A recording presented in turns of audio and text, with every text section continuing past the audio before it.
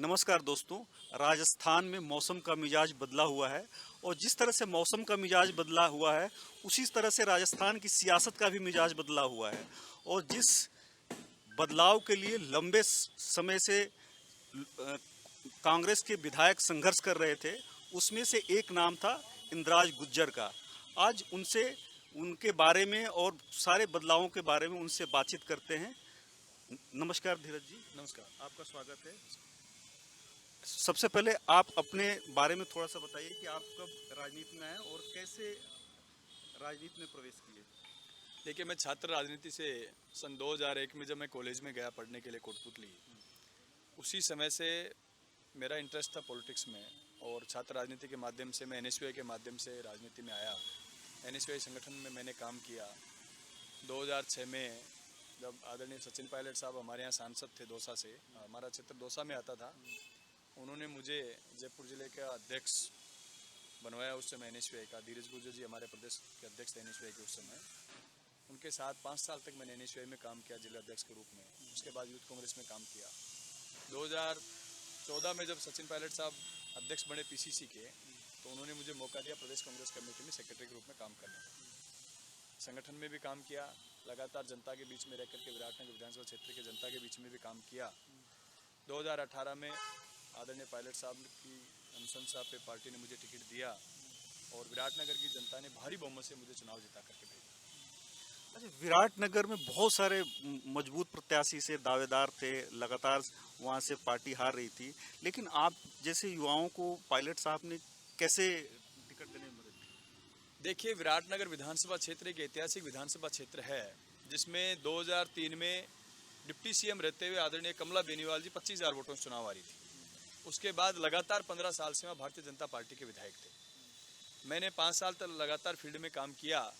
और जैसे कि हमारे नेता आदरणीय राहुल गांधी जी की सोच थी कि युवाओं को आगे बढ़ाना है, उसी के तहत उन्होंने राजस्थान में हमारे नेता आदरणीय सचिन पायलट साहब को प्रदेश कांग्रेस कमेटी का अध्यक्ष बनाया। और पायलट साहब ने भी ये जिम्मेदारी तय की अपने आप की कि मुझे राजस्थान में युवाओं को आगे बढ़ाना है। उन नौजवानों को आगे बढ़ाना है जिनका कोई फैमिली बैकग्राउंड नहीं है, जो सादा परिवारों से आते हैं, किसान परिवारों से आते हैं, जो ज़मीनी पकड़ रखते हैं और जो ज़मीनी हकीकत को समझते हैं। उसी बात को समझते हुए उन्होंने हम जैसे नौजवानों को मौका दिया। और जिस तरीके से टिकट में काफ़ी बड़े बड़े दावेदार थे जिनकी अपनी अपनी अप्रोच थी, हर तरीके से हम लोगों से स्ट्रॉन्ग थे, लेकिन फिर भी सचिन पायलट साहब का आशीर्वाद रहा कि राहुल गांधी जी ने उनकी बात को मानते हुए मुझे कांग्रेस का प्रत्याशी विराटनगर में बना करके भेजा। और मैंने भी उनके आशीर्वाद को बरकरार रखा, उनकी भावनाओं को बरकरार रखा और उनकी इज्जत को बरकरार रखते हुए भारी बहुमत से वो सीट जिता करके उनकी झोली में थी। सचिन पायलट ने आपके जैसे बहुत सारे युवाओं को पहली बार टिकट दिया और जीत के भी आए। उसमें से कुछ ऐसे विधायक थे जो जब सरकार से पायलट साहब की नाराजगी थी, उन्होंने पाला बदल लिया। और क्या ऐसे आपको भी ऑफर थे क्या पाला बदलने के लिए। देखिए, ये आदमी का खुद का जमीर काम करता है। मैं राजनीति में किस व्यक्ति की वजह से आया? स्वर्गीय राजेश पायलट साहब के सिद्धांतों का अनुसरण करते हुए मैं राजनीति में आया। हमारे यहाँ से सांसद थे कि किस तरीके से गरीबी से उठ करके देश की राजनीति में कश्मीर से लेकर कन्याकुमारी तक किसान नेता के रूप में उन्होंने अपनी पहचान बनाई। हम लोगों को उनसे प्रेरणा मिली। पायलट साहब ने उनकी विरासत को संभाला और हम जैसे नौजवानों को उन्होंने मौका दिया। और निश्चित रूप से हम सब लोगों का धर्म और कर्म है कि जो व्यक्ति जीवन में आपकी मदद करे, आप उसके अच्छे वक्त में साथ रहो या नहीं रहो, लेकिन उसके बुरे वक्त में आपको उसके हमेशा साथ खड़ा रहना चाहिए। और मेरा ये सिद्धांत है, हमेशा मेरी माँ ने मुझे सिखाया। मेरे पिताजी बहुत पहले 2006 में जिनका देहांत हो गया था, मेरी माँ ने दोनों फर्ज, पिता और माँ दोनों का निभाया और हमेशा एक बात कही कि जिस व्यक्ति ने हमें दिया है, हमें जीवन में उसका कर्ज उतारना चाहिए। और मेरा भी ये धर्म था कि पायलट साहब ने मुझ जैसे साधारण परिवार के व्यक्ति पर भरोसा किया और जब उन्होंने भरोसा किया तो मेरी भी जिम्मेदारी बनती है कि उनके भरोसे को मैं कायम रखूँ। जब आप लोग यहाँ से दिल्ली गए थे, उस दिल्ली का सच क्या था, थोड़ा आप भी बताइए। देखिए, ये बात आप सब लोगों को पता है कि 2018 में भी सचिन पायलट साहब ने बड़ी मेहनत करके राजस्थान में कांग्रेस की सरकार बनाने में अपना योगदान दिया। और जो कांग्रेस पार्टी 2013 में 21 सीटों पे आ चुकी थी, लोग ये कह रहे थे 10-20 साल तक कांग्रेस नहीं आएगी।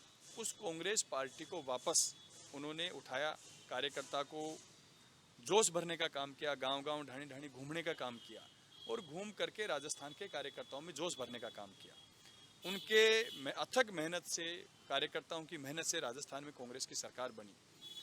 उसके बाद हम सब लोगों की कुछ मांगे थी कि कार्यकर्ताओं को, जिन कार्यकर्ताओं ने रात दिन मेहनत करके कांग्रेस की सरकार बनाने में अपना योगदान दिया, उनका उचित सम्मान हो, उनके काम हो, उचित जातिगत और व्यक्तिगत हिसाब से समीकरण बने, सब लोगों को मंत्रिमंडल में स्थान मिले, जोग्राफिकली, पॉलिटिकली, जातिगत सब समीकरण उसमें फिट हों, ऐसी कुछ मांगे थी और उन मांगों को लेकर ही हम लोग दिल्ली गए थे।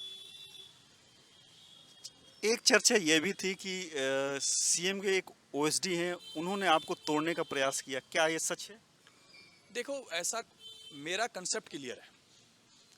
एनएसयूआई के हमारे साथी थे पुराने और आज भी हमारी बातचीत होती है, लेकिन राजनीति मैं मेरे हिसाब से करता हूँ, राजनीति में मैं किसी के हिसाब से नहीं करता हूँ। जिस व्यक्ति ने जीवन में मुझे मौका दिया, मैं हमेशा उसके साथ था, साथ हूँ, साथ रहूँगा।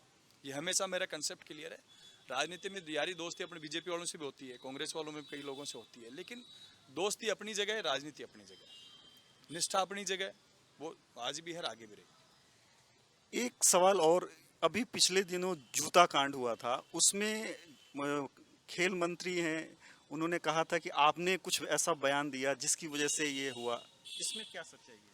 देखिए, किसी के बयान से अगर जूते पड़े तो नेताओं के रोज ही जूते पड़े, किसी के बयान से जूते नहीं पड़ते हैं। वो जन भावना होती है, जन भावनाओं का, ना तो वहाँ मेरा भेजा हुआ कोई व्यक्ति था, ना मेरे कोई परिवार का व्यक्ति था, ना मेरी कॉन्स्टिट्यूंसी के लोग थे, पूरे राजस्थान के व्यक्ति थे। किस बात पे क्या हुआ मुझे इस बात की बहुत ज़्यादा जानकारी नहीं है, ना मैं उस प्रोग्राम में था। अशोक चांदना जी हमारे भाई भी हैं, मित्र भी हैं, और मेरी ऐसी कोई दुर्भावना उनके प्रति पहले भी नहीं थी, आज भी नहीं है। वहाँ उस मौके पे क्या हुआ मुझे खुद को जानकारी नहीं है।